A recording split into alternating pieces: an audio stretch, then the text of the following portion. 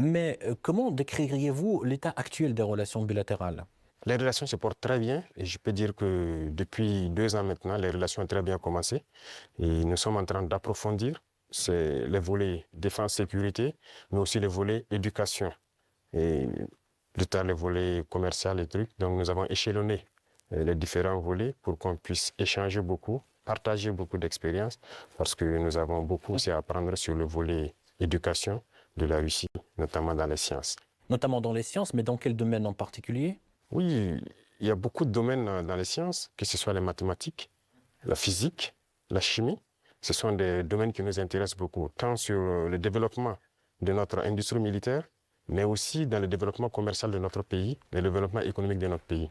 Donc, ce sont des volets que nous allons chercher donc à approfondir pour pouvoir mieux nous structurer. Et pensez-vous qu'il y ait une demande au Burkina pour l'enseignement russe? Bien sûr, il y a beaucoup d'étudiants burkinabés déjà ici en Russie, dans des universités. J'en ai croisé ce matin même.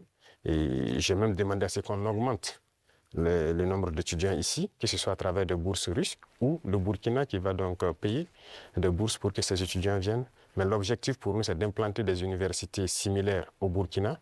Et comme il y a déjà la maison de la Russie, ça va nous permettre d'aller très vite. D'ailleurs, vous venez de le rappeler, aujourd'hui, vous avez visité l'université russe.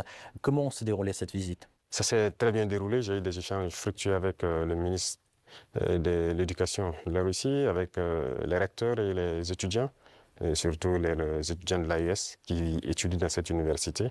Et nous avons eu de très bons échanges et on s'est parlé beaucoup de manière scientifique. Voilà.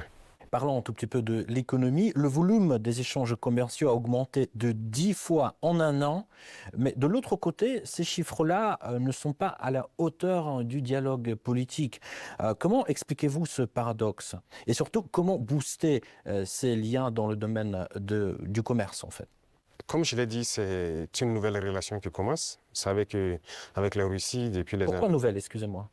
Oui, ça recommence, puisqu'il y avait, depuis les années après la mort malheureusement de Sankara, les relations avec la Russie se sont beaucoup estompées. Et là, nous sommes en train de réveiller les relations. L'ambassade s'est installée et les relations commerciales sont aussi au cœur des échanges. Quand je prends, il y a un certain nombre de produits, par exemple burkinabés, qui transitaient par certains pays européens avant d'être vendus en Russie. Aujourd'hui, ces produits sont directement vendus à travers donc, des opérateurs burkinabés et des opérateurs russes. Je parle notamment quand on prend l'exemple des mangues. Les mangues transitaient par des pays européens pour être vendus en Russie. Aujourd'hui, ça se passe directement. Il y a le coton qui va suivre, il y a beaucoup d'autres produits, le sésame et bien d'autres produits agricoles que nous pourrons échanger directement avec la Russie. Donc, ça ne fait que commencer, ça va s'accroître.